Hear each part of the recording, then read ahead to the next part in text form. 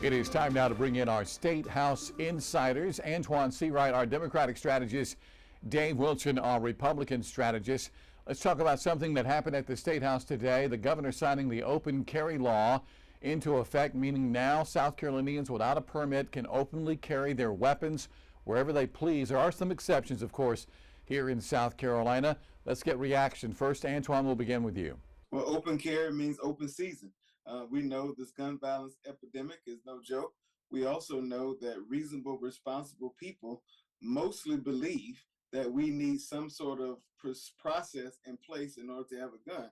In order to drive a car, you have to have a license. In order to teach a child, you have to be certified. There's so many things that are applicable to everyday lives that requires training, requires support, and requires retooling and retraining. Somehow or another, lawmakers at the Capitol, particularly those who lean Republican, somehow believe that having requirements to have a gun goes out the window. Open season in South Carolina, the Wild Wild West, we welcome you. It's really one of those questions right now, and it's been a big issue, especially among gun rights supporters, that this is a Second Amendment issue.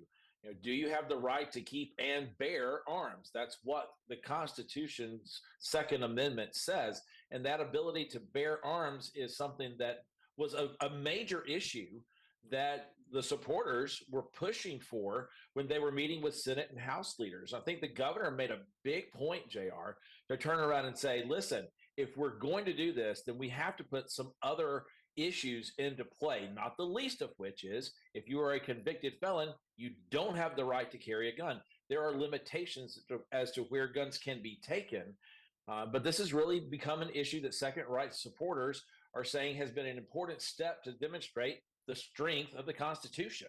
Except no one is arguing about a person's ability to carry a gun. I believe in, I'm from Swansea, South Carolina. I believe in reasonable, responsible people carrying a gun. I also believe that reasonable, responsible people need some sort of training or some sort of process to make sure they're doing it properly. This throws that out of the window. So it's not a Second Amendment argument. It's whether or not properly trained people should be doing that. We're trying to prevent nightclubs, churches, and all these other entities we see around the country from being shot up, innocent lives being lost and taken. And I hope we do not get to that point for lawmakers to say, hey, we need to reverse course here in South Carolina. And finally, I would not be surprised if there's some sort of lawsuit that follows this legislation being signed into law. Well, that's one of the reasons why that there are limitations on this particular law. If you go back through, JR's got a list, and I'm sure we've got it in a story tonight too, where you start talking about the places where open carry is simply not allowed. You can't carry it into government buildings. You can't carry it into a place that's serving alcohol. Those are the very things, Antoine, that you're talking about right there. So it boils down to what's actually in the final law that becomes basically enacted today with the signature of the governor. Dave, I'm old enough to remember we passed legislation a few years ago that allowed people to carry guns in bars. Thankfully, we have not had a Wild Wild West type incident, but we do not know what the future holds. And although the law may require these places to not allow you to have a gun, it does not mean that people will always abide by the law. It doesn't mean that things will not happen. And then what if take those exceptions off the table? What if it's another place where someone who does not properly know how to have a gun, hold a gun, shoot a gun, something happens, and then voila, we're having this conversation. And I'm saying I told you so. You're saying, oh, it's a Second Amendment conversation. All right, I want to move on now to Nikki Haley dropping out of the race for the White House. No surprise to you guys. You've been saying that if she wasn't going to win South Carolina and she wasn't going to do well on Super Tuesday, this would happen. Dave? It was very, very clear when she did not win South Carolina, only won 40% of the vote, basically, and she found the same results in other states. We knew going in that Super Tuesday was going to be a make or break for her, and it was apparently the break that said, I can't continue to do this any longer. What we did see, though, is the fact that she did not directly endorse Donald Trump afterwards. I know that she had a phone call with President Biden afterwards. She's had a phone call with Donald Trump. And that's the thing where in going through a primary process like this, Antoine and I have both been on the back end of campaigns to know that when you lose, sometimes you still have some hard feelings. And will she eventually come out and support Donald Trump as the nominee? That's a really great question. What she did tell him, though, was that he has a responsibility if he wants to win over Republican voters to woo those voters that voted for her back over to him. And he's got about 245 days to get that done. Look, I caution my party to think just because they voted against Donald Trump in the primary, that to think that they're going to vote for Joe Biden in the general election. I'm not convinced of that. I think Joe Biden and President Trump will court the quote unquote Haley voters. I think there will be a new coalition of voters on the Democratic side that may be Haley Biden voters, and that's not. Joe Biden is certainly not allergic to bipartisan crossover support for him. At the end of the day, the question is going to be, what do Republicans want their party to be?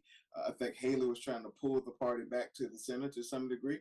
I think Trump is trying to push the party farther to the right. He even said in a recent interview or a recent speech that the party is essentially 100% MAGA. So that means the party is going over the cliff all the way extreme. And I don't know if that's what America herself, her axles will allow to happen. We've always been a center left or center right country in the day of the week. We'll see what happens in November. And that's really the place, JR, where politics has pendulum swings that go back and forth.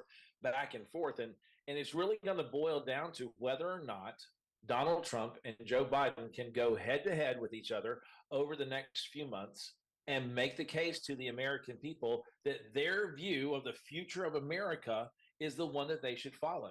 The real interest is going to be who's going to end up showing up on election day, and are we going to have the turnout like we saw, 4 years ago in the first matchup between the two of them. All right, quickly, we have about a minute left. Antoine, are we going to see anything done with judicial reform this year at the State House?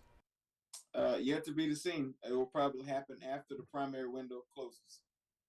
I'd agree with Antoine on that one. They did make an agreement, JR, that got Judge Kittredge in as the new Chief Justice of the South Carolina Supreme Court. That was a roadblock that members of the Senate were saying, listen, we're not going to approve anybody unless we're going to start looking towards reform. They started looking towards reform, found a solution towards that, and at least allowed a new Chief Justice to take his seat as the chief of the South Carolina Supreme Court. All right, Dave Wilson, Antoine Seawright, guys, as always, thank you for your time. You can read much more about what we've talked about on our website tonight. Look for these stories on WLTX.com.